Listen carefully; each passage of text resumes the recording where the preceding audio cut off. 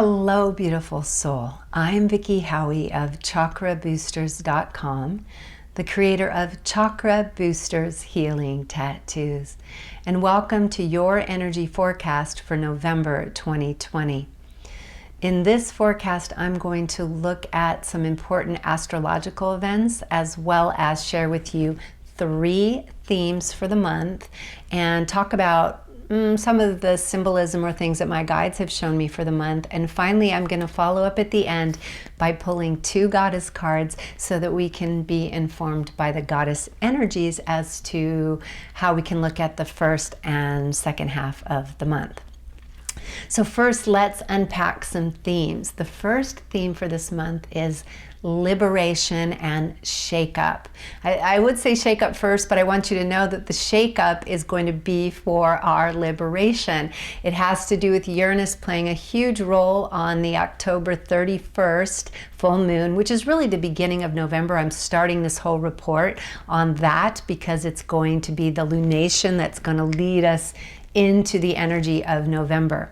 The second theme is that we're going to have a chance this month to anchor in a new, more embodied, more responsible form of communication.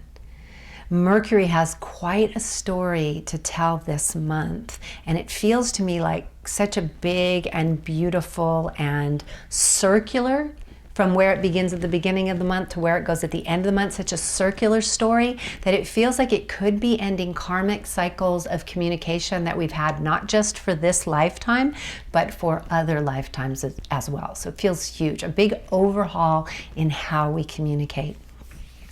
And then finally, number 3 is having a new relationship with our values, our deepest values, our true values, and our power. Our true sense of our own power. And the combination of both of those can also create a change in our relationship with money and finances. Okay, you guys, so those are the 3 themes. Now you'll get to see how I'm going to illuminate those themes as we go through specific dates. The month begins with the date October 31st because the last 2 months, the 1st and 2nd, were the dates that had the full moons. This month, the energy that's ushering into November, it comes on the full moon of October 31st at 7:49 a.m. Pacific time, so adjust for wherever you are in the world. This is the 2nd full moon lunation of the month, so therefore it's a blue moon. And I love that it's called a blue moon because of the theme around Mercury this month, and Mercury is totally related to the throat chakra. So this whole theme of communication and expression is fitting for us kicking off the November energies with this October 31 full blue moon. New realms of blue, that's getting confusing. So the blue moon has an exact conjunction in Taurus, the moon in Taurus with Uranus. Now think about the moon. The moon is feminine and it's very sacral. It's very watery. It moves the tides, deals with emotions. It deals with daily life. It deals with, on a certain level, security and home, but all in feminine ways, not in the masculine like protection kind of way, but just inner sense of security. This is the moon. The moon is related to the sacral chakra and to our emotions and to the ebb and flow of things, and therefore to relationships. And Taurus is a fixed sign about or related to Earth and pleasure and Venus, love, because Venus rules Taurus. So we're talking again, there's Venus, beautiful Venus, and she is here to stay. In this fixed sign, we're celebrating. New moons are celebrations, culminations. We're celebrating this fixed Venus-oriented sign, the moon being in this sign. And at the same time, Uranus is there to shake things up. So they seem almost contradictory, right? Because Uranus just goes pow and changes things. And Taurus is like, no, let's keep it the same. I'm really enjoying these pleasurable things I'm doing. I'm enjoying this food, this earth, these relationships, this money, these things I value. That's Taurus. And this leads me to feel that the movement we've been seeing of the feminine really is the change that Uranus is bringing. So in that way, the liberation of Uranus is both surprising and inevitable. It's like when you're going to have a baby. You're not surprised when the baby comes. You know it's going to take approximately 9 months. You know the baby's probably going to look a little like you and your partner if you're, I'm talking to the women right now, or if you are the partner, it's going to look a little like you and the carrier of your baby. And you have these certain things, you've seen little ultrasound pictures, but at the same time, you don't know the date, you don't know the baby's personality, you don't know the baby's actual face and little fingers and toes. You don't really know. So there's this surprising element and this inevitable element. That's the quality that I'm feeling here. And the thing I'm feeling is that surprising and inevitable, like it's going to surprise you, but if you really feel deeply into your values, into where you've been changing things, you'll go, yeah, of course that would change. So hopefully you step in with the Uranus energy on the culmination of this full moon energy and make any changes that you feel are really necessary. Don't make ones that are mental. That wouldn't be good with this moon, but ones where you're really feeling it deeply. Because that way life itself won't have to you know how if we won't make a change, life slaps us upside the head and makes us make the change? So it's so much better to just make the change proactively. And that having been said, I'm feeling this will birth out of you. So feel into it rather than try to be mental about it. And certainly it won't feel like you're pushing it. It might feel like you're facing some fears because the Taurus part of us wants to keep things the same. That's a fixed earth sign, while Uranus wants to shake things up for the good of breakthrough. And as I say that, I'm seeing the fault for an earthquake, because again, it could be literal earthquakes, quakes. It could be because we have Taurian energy, which is very earth-oriented, and it's like you have these plates and they're pushing and they're pushing and there's this tension in the plates. And then boom, there's an earthquake, a shaking, which releases the tension. And then what is there? And then there's a calm. There's a new peace. So can we trust that that's what's happening in this case? That it will be something that, whatever the shakeup is in our life, that it's something that ultimately is bringing more freedom away from the tension, and also more peace as it settles in. So trust what you're feeling and communicate between body and spirit, because your body might say at this full moon, I can feel things coming. I don't want to do, if you really listen, your body might say, let's just stay with this. Even things that feel a little outmoded, your body might say, I want to stay with this. I want to stay with this. And as you notice that, just honor that. It's natural. I can imagine if the caterpillar knew it was going to become a butterfly when it got into the cocoon, that would be pretty scary to become primordial soup, to completely lose all that you have been, to even though coming out, you're this beautiful winged creature and you can fly. On the going inside, it can be really scary because you don't know for sure that you're going to come out as that winged creature.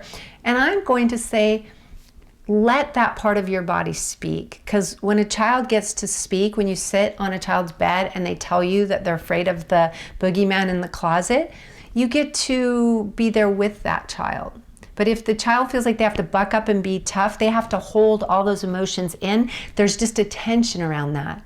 So be with yourself, be with your body, be with your own inner child, as these rumblings, it'll feel like this, like Uranus energy will rumble, probably even maybe the day before the full moon, and then the day of the full moon, just you'll feel this quake, I believe, inside, just saying, this needs to change or that needs to change, and just listen. And then as your body counters and says, I'm scared or whatever, allow yourself to be with that. I'm aware of how frightening it can be to be with that scared part, and yet how beautiful it can be as well too. And that's what's really needed this month, is to allow the fixed earthy, feminine body, because Taurus represents Venus, the feminine earth body, to let there be a complementary relationship between this fixed, feminine, embodied part that actually enjoys and wants things to stay the same on a certain level, and the part that knows change is coming, that knows change is going to be for the better. We don't want to overpower one with the other, right? If we overpower with the one that knows it all, then the body loses and goes into anxiety. If we overpower with the body, then Earth or life itself forces us into the change instead of us trusting the change and taking the step despite any fears that might come up. Can you guys feel that? I hope that's helpful. So please honor both of those parts as they come up. Now, I spent a lot of time on that because it's just so key. The other thing is that Mercury is going to be retrograde and square to Saturn on the full moon. And this is an intense energy on this full moon, right? This blue moon. And that Mercury retrograde square to Saturn, I'm going to share some different dates throughout the month, but Mercury is going to come direct on the 3rd. Well, I'll talk about that in just a second. And then is also going to have some very auspicious pairings throughout the month, astrologically, that I'll talk about. And then at the end, Mercury, literally on the last day of the month, Mercury ends up the opposite from where I'm going to call it he was at the beginning of the month. He was square on the 1st, he is square to Saturn and retrograde. At the end of the month, he's direct, he's open and direct, and he is sextiling Saturn. What is Saturn? Saturn is responsibility. Saturn in the best case, like when we see Saturn negatively, it's like the limiter. But when we see Saturn as the positive father figure, that good energy, it's the one with the good boundaries and the good rules that help us live clearly and feel clean and feel protected. Well, we're working this month on having communication that is responsible. We're starting the month being squaring that, like almost like saying to the father, I don't want to do that. I don't want to be more responsible. I don't want to communicate in a way that's more embodied, or I just want to just be unconscious about my communications. And the month ends with us really, through Mercury's energies, owning this new, more responsible form of communication that is more embodied, that speaks more in the I, that doesn't really blame, that doesn't go after things underneath passive aggressively, but is very overt, that is transparent and even more feminine, even willing more to say, here's what I need. Can you help me with this need? Can you feel how vulnerable that is when you ask a specific person for that? That's as important as the masculine qualities of responsibility, is to be able to be responsible to your feminine needs for communication as well too. Yeah, so we don't have expectations around those needs, but voicing them is very, very important. And maybe if we do have expectations, voicing those expectations, but it's not about demanding. We go back again to personal responsibility. And it's that beautiful dance again. Okay, so that's this other thing that I feel that's happening super, super important. There's a big arc in the month. There's also Pluto and Jupiter and Saturn are still in Capricorn, and they're just doing their thing. It's like they're holding that strong realism, that strong earth energy during this full moon as well. So let's go to the other dates. November 3rd, as I mentioned, Mercury goes direct in Libra. So as Mercury goes direct, just that day, be particularly aware that your communication might be off, because literally Mercury was going backwards, at least appearances wise, was going backwards and then goes forward. And as there is that shift, the station date can be a little unnerving or can be a little unclear. So that particularly would be a day that I wouldn't sign things or try to have really important or deep communications with anyone. I am excited though that it's direct with Libra, and I am aware that it is US elections. So what will that mean for the elections? It could mean so many things. Libra is about fairness and justice. So we can only hope that Mercury going direct in Libra means that we're going to at least have a call for more justice. So I'm not the only one saying this. Many are saying it may be a slow count, a recount, like some kind of issue in the communications around the vote. That's very possible. But I'm not particularly interested in those social forms of predictions. I'm more interested in what does it mean for you as your voice becomes direct again. Okay, as Mercury comes out and it's in Libra. And Libra again is about balance and fairness. In particular, we're still working with this balance between our masculine and feminine energies. So November 6th, I just want to mention that Mercury again squares. So it stopped squaring Saturn, and then it came back and squared Saturn again. First time it did it was when it was retrograde on the 31st of October. Then it comes back and does it on the 6th when it's direct. So again, Saturn is limiting, but I'm going to talk about how that's going to open up by the end of the month. On November 12th, we have a really big event actually. It's Jupiter conjunct Pluto. It's happening, it has happened 2 times already in 2020 as you watch this, and this will be the 3rd time. And almost all astrologers are saying that these are tied together, that you want to look at them. And I'm already sold because I didn't actually, I know you guys, I should always pick my dates according to astrology, but I actually didn't when I was so excited birthing my circling space. And so the very first time I got together for an intro event around that with the group that I was working with to do circles, the very first date was 4/4/2020, which was the first time that Pluto was conjunct with Jupiter. Now, what does this mean? Jupiter is expansion, Pluto is transformation. So this is expanded, deep transformation. Huge opportunity for growth on a personal and collective level. And when it happens 3 times like this, it's giving us a way to anchor it in our body. Because the spirit doesn't need repetition, but the body does. Can you feel that? The body needs to get the message and then get it again and then get it again.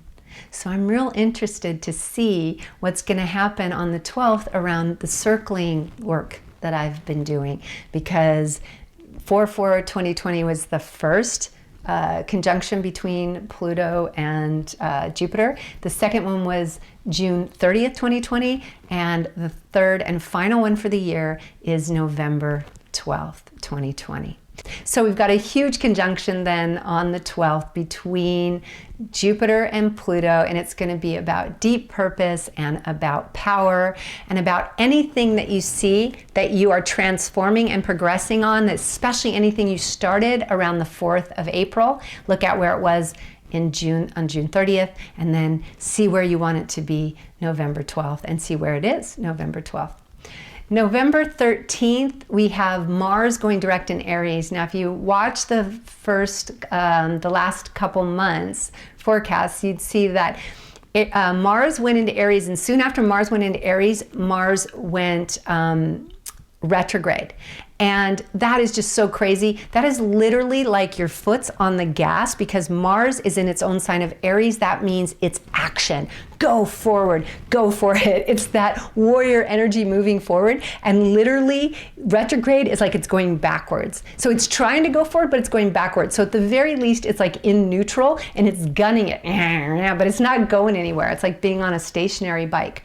So this has been a chance during this time, during the last couple months, for Venus to really shine, for feminine energy to lead, and it really has. So I hope you've had a chance to see it. And Mars has been held back, like a fighter in a ring, just held back.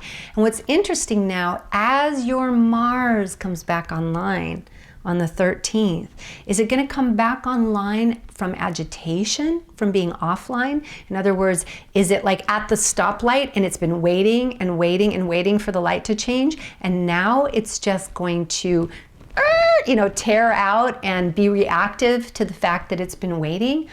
Or has it used the waiting period to watch Venus, to learn, to grow, to embrace more of its feminine? Have you used this period where we couldn't just move forward with the old fiery to-do list ways? Have you used it to get into more embodiment, cyclical living, patience with the cycles of things and your connection to other people, and letting timing happen on its own? Have you allowed those things to happen? I'm going to invite you on November 13th to be very aware as Mars goes direct that it could be a fiery energy, or that to just be aware that Mars, this young warrior energy in you, has been at the stoplight and it's going to get a go light.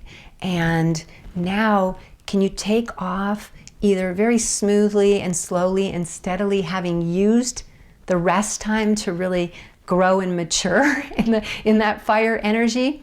Or even think about it like a train. I'm seeing like this big train my guides are showing me, where it goes like the train has so much more power, because it can't just screech out immature. Remember, Mars is the first sign. So there is built into Mars this energy of immaturity. So when you take, if you've ever seen a really young boy who's just full of fiery energy, and yet he's sweetly mature, like he has some self-understanding or something, it's the cutest thing in the world, because it just, those energies work so well together, versus an energy where you have just that young boy out of control, and it's like he's going around with matches and he wants to burn everything and break everything. That would be like out of control, destructive, immature Mars energy. So now that Mars is getting back online, I feel like we have an opportunity to anchor this fire energy in a deeper divine masculine. And I actually would just say, watch on the 13th, that day in particular, because it's stationing, it's moving direct. And so that could be a strange day for energy as a whole. And then feel into this partnership with the feminine side, okay? Because I'm feeling like there's a better partnership now. And how you can move forward with more consciousness, not reacting, just acting from your deepest self. November 14th, we have a new moon in Scorpio at 9:07 p.m. Pacific. Again, my times are Pacific. Adjust for your time. The new moon is the opposite of the full moon. The full moon is bursting with energy and has a completion and celebratory feel. And you got to watch the high levels of energy. Well, new moons are the opposite. It's like you're at the seed stage, you're at the beginning stage. So we set intentions, new intentions at this time. And because it's Scorpio, I'd like you to think about setting intentions around the following themes: sexuality and your sacral chakra. So that includes your emotions, the feminine, the moods, right? Your creativity, and sexuality and sensuality are all tied in there, as I said, and especially the shadow side, because Scorpio isn't afraid to look under. Scorpio and the planet that rules it, Pluto, are all about death cycles, true transformation, not just pretending to change, not just changing one habit and staying in the same ego construct, but rather letting an entire part of us die so that we can rebirth ourselves at a whole new level with totally new possibilities. And during this harvest time, that feels really good to me, that even though it's a new moon, to plant an intention to let go. The other thing that Scorpio is all about is transformation, and the other thing is power. So what intentions can you set around what you want sensually, sexually, emotionally, relationally, shadow-wise, power-wise, and transformationally? Any of those areas, you could have a ritual, light a candle, and just really get clear. What is it you want? And it's probably going to have something to do with where you're already headed, what you're already doing. Because right now on this earth, things are arising out of us now. There's more embodiment, and it's starting for those of us that are paying attention, and you are if you're watching this, we're literally, things are moving through us. So look at what's wanting to come through your body. November 27, 28, and 30, Mercury actually sextiles those beautiful planets in Capricorn, Pluto, Jupiter, and Saturn. And this feels to me like the coming into Earth, like the grounding, like the embodiment of this Mercury communication change that I was telling you about. It feels like Mercury starts the month so bound and backwards, and then is moving forward and is literally harmonizing with these powerful planets in the Earth sign of Capricorn. So you have the responsible one, Saturn, okay, that's on the 30th. You have the expanding one and the spiritual one, Jupiter, on the 28th. And you have the deep, searching, transformational one, Pluto, on the 27th. So I feel like our communication is like learning how to be all those things and do all those things. Be searching and open and transformational and spiritual and responsible, which is Saturn, and all of that in Capricorn, so that it's landing in our earthy bodies and it's successful, because Capricorn's all about success. So I feel like I just want to point this out, that near the end of the month, I feel like Mercury is, if you notice it, your communication has had an opportunity to deeply mature, change in ways that it may have been wanting to change over lifetimes. On November 30th, we have a full moon in Gemini at 1:44 a.m. Pacific, and it's also a penumbral lunar eclipse. So this is going to be particularly powerful. Lunar eclipses are about letting go. Full moons are about culmination and letting go. So this is going to be particularly powerful. I'm going to go into it in far more detail as we move into the December energy forecast, because it's going to be the energy that kicks off the December energy forecast. But I do want to mention here that it fits so well, being a Gemini full moon, with this theme around our change in communication. It's like saying to me, that's the graduation roll call, that this full moon is saying, how can we celebrate the ways in which our ability to communicate has matured, has turned more responsible, so both more divine masculine and more divine feminine, more compassionate, more taking in what others have to share, and at the same time more responsible, knowing yourself better through your communications, watching passive assumptions, watching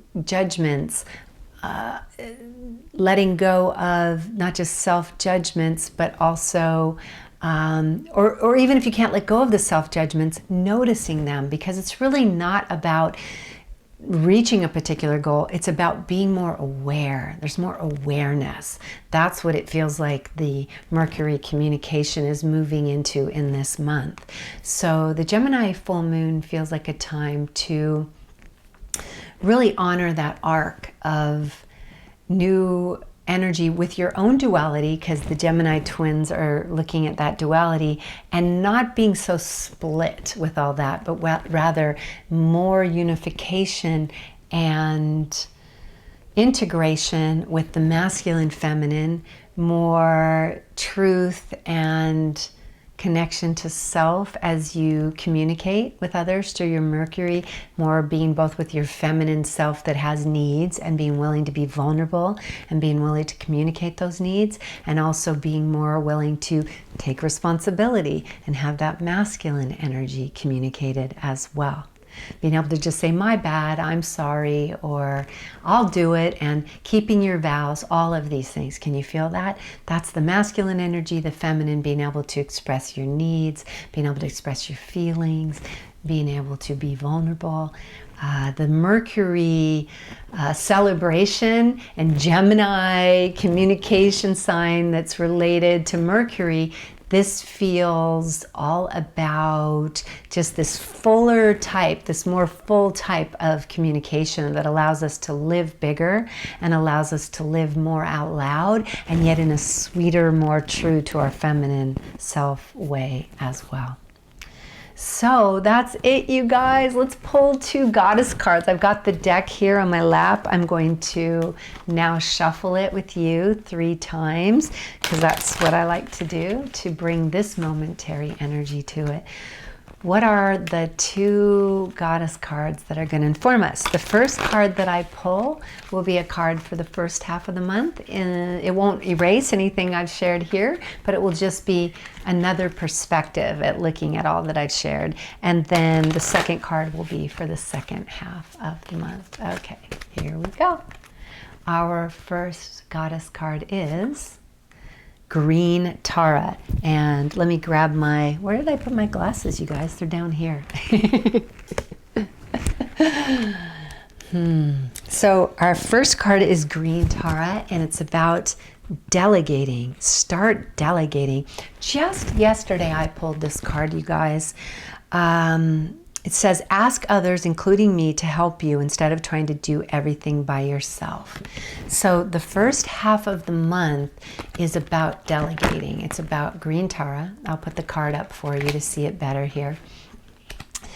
And delegation with this month might be just a way of, again, balancing your masculine feminine, which feels important still. This is like the 3rd month in a row where it's been real important that we honor and lead with the feminine, but we're still moving forward. We're still getting things done. So it feels like there's this old joke that men won't ask for directions, right? And I've had a lot of men say, that's true, we won't. But let's just say that's the masculine, right? The masculine won't ask for help or for directions. So we're allowing that feminine side of us to say, will you help me? Can you do this? We're connecting to others through our need to collaborate, our need to have help, and not trying to do it all ourselves, like that masculine energy. So that's for the first half of the month, and that feels really good. And then let's pick our card for the second half of the month. Diana. Now this is perfect, you guys. This couldn't be any more perfect. Diana is the huntress. She's all about the solar plexus. She's all about Mars in Aries. And her words here are focused intention. Keep your unwavering thoughts, feelings, and actions focused on your target, and you will make your mark. So as Mars in Aries comes back direct on the 13th, it means the second half of the month, you have this opportunity. And I love that it's a goddess, right? So we have the feminine energy by the very nature that it's Diana, the goddess, the huntress. And at the same time, she's now carrying the bow and the arrow. So she's got that focused Mars, Aries energy. She's moving forward. So what this is saying for me is what I've been saying all along. There's been a slight change of the guard.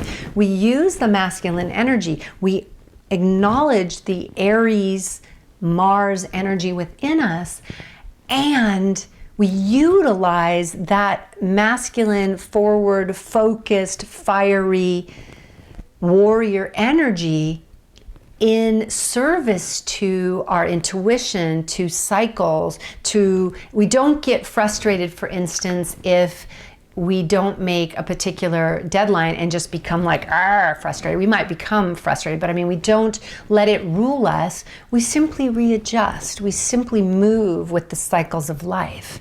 So in the second half of the month, you're going to have a good chance to go back into that very directed energy that's been on hold now for a couple months, practically, with Mars in Aries in retrograde.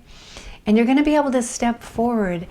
And now, can you have that forward energy serve the goddess, serve the feminine, serve your dreams, the cycles in your life, rather than have it be a taskmaster that tells you, you got to do it by then, and you're bad if you don't get it done by then. And do you know what I mean? The sort of masculine agenda mind, can you move out of that, stay in the action, but let the action serve what you're birthing. Let it serve those around you. Let it serve the cycles and seasons of life. I hope that makes sense. It feels really clear to me, and it seems like the perfect goddess card for Mars becoming direct in Aries finally in the middle of the month. So let's use that directed energy toward what we've been learning and what we've been creating. So that's your November, and I hope you've enjoyed this journey with me. Thank you for going on it with me, and may you find great freedom in whatever Uranus shakes up for you. May you also enjoy this journey of your communication growing with both yourself and with others, with it becoming more embodied, more responsible, more clear. Yeah, more ownership. Can you feel that? And more feminine in many ways, and that you're okay with expressing your vulnerabilities, your needs. It's not like you're demanding them at all, right? You're just communicating them and letting them land somewhere, allowing yourself to have that vulnerability in communication. And then finally, I hope that you get a chance to really embrace your new relationship with the uncovering of your deeper values and your personal power, the power that belongs to you. The power that doesn't try to hold anything over another or control or manipulate, and the power that doesn't allow yourself to be controlled, manipulated by others, or even your own thoughts. And this is what I want to end it on, you guys. We often, if we've had someone powerful in our life that we've put in a power position, and usually a caregiver, usually a parental type figure, if we've put them in that position and they then have been controlling or narcissistic, like self-centered, more about them, then we might have a tendency still to run that voice of judgment, that voice of control, that voice of self-abuse, actually, of abuse. So I feel like this is a great opportunity this month for us to have a full communication Mercury overhaul and to come back to a place of really letting and inviting our communication to serve us in the deepest way and to be a true reflection of who we are. So that's everything. I can't wait to let this month unfold because there's so much I know is coming. It feels really, really powerful. And just know that we're all going through it together, right, guys? This whole year we've been going through this craziness together. So when you feel sometimes like it's too much, just remember we are in this together, and that I am sending you so much love on this spiritual warrior's journey that has been 2020, and I will see you on the next video. Blessings.